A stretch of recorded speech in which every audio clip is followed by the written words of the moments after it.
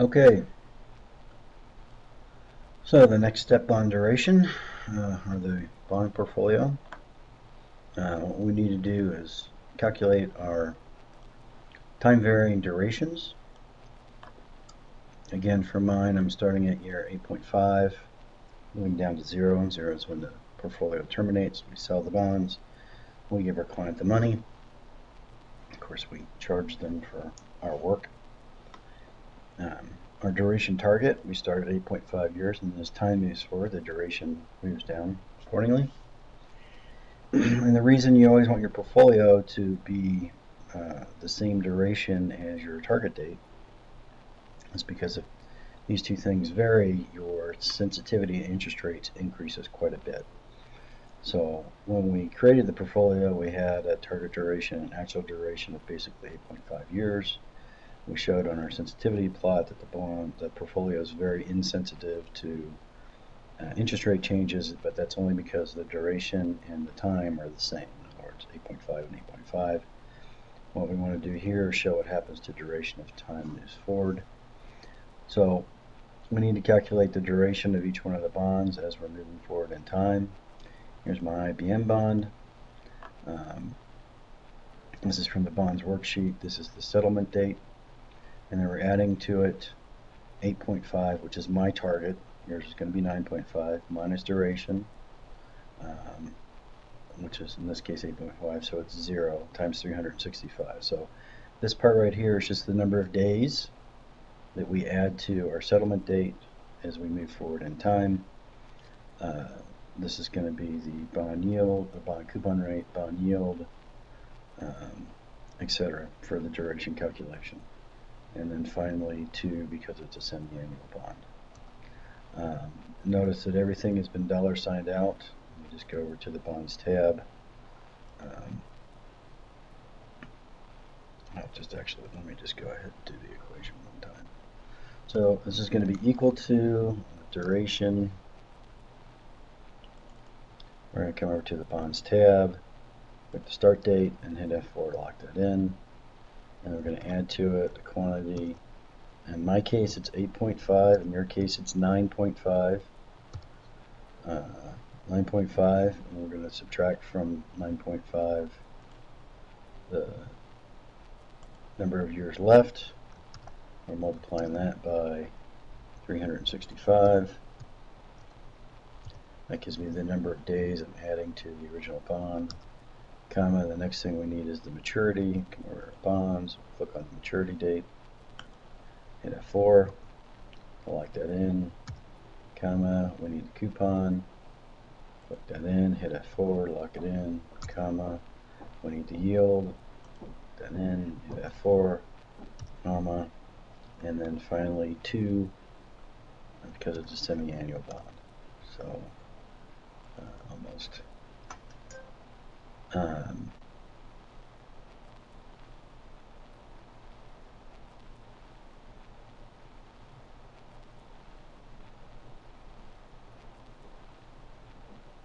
Did I miss a comma? Let me pause.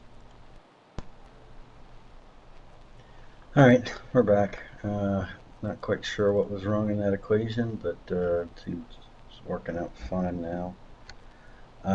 Once you have your duration equation set up, notice that this duration, 7.87, should be the same one as here, 7.87. Same one as here, 7.87. Alright, so you'll drag these down for each of them. The duration contribution is the duration times the contribution on port form divided by the total. So again, I'll just do this as a simple example. It's the duration multiplied, and then we go to port form, and the contribution, we hit F4, and we divide it by the total, and we hit F4. We'll do that for each one of these guys, right? So it's going to change as you go across. The total duration of the portfolio is the sum. So I'm at 4.916, and if I go back to my port form, It's 4.916, so that's checking things out. And then we'll drag this down. You'll notice that in year 0, when my portfolio should have a duration of 0, I in fact have 1.92 years. So what we want to do is create a plot. This is the duration plot. Here's the duration. Here's the target duration, or the years till termination. This is the target duration. The red line is simply a plot of this 8.5 right through here. The blue line represents a plot of these values right here. So what you see is, even though we start basically right on top of 8.5, as time moves forward, we start to pull away. And what that means is that you're going to have to periodically rebalance the portfolio. And the objective of rebalancing portfolio is, first, to get the duration back to the target, and second, to minimize the number of transactions that occur.